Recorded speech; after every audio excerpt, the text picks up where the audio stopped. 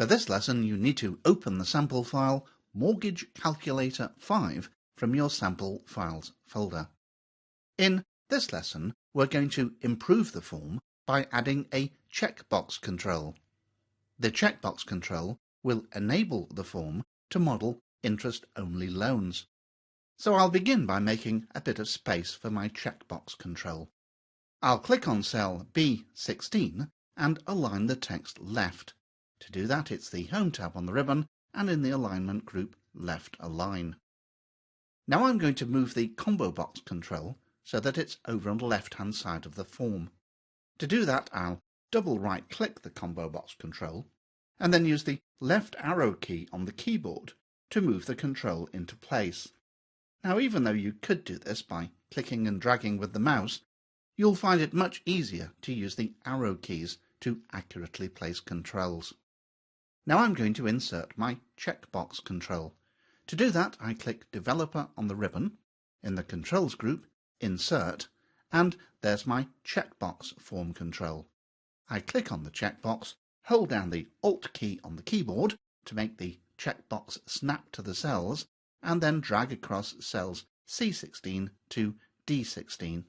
And when I release the mouse button, my checkbox control is created. Now I'd like to change the text in the checkbox control to say Interest Only Loan. So I'll right-click on the checkbox control and click Edit Text.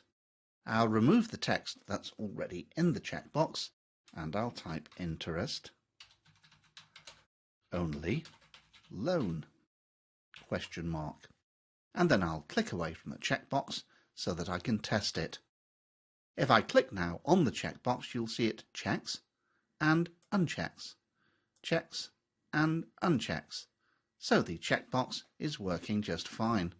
But it's not yet connected to any of the input cells. So let's scroll down to the input cells and add a new input cell. I think I'll add one above row 29.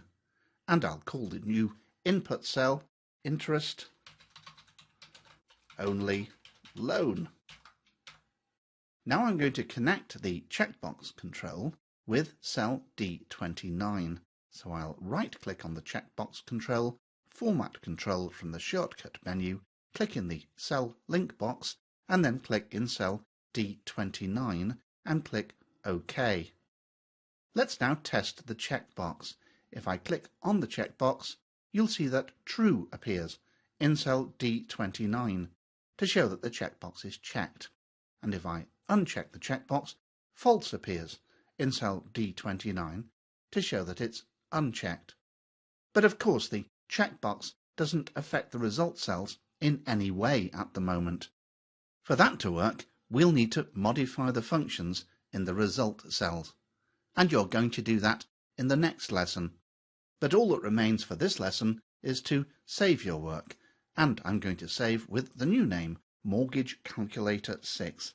And as usual, I'll save to the folder above my Sample Files folder. I click the Save button, and you've now completed Lesson 9.5.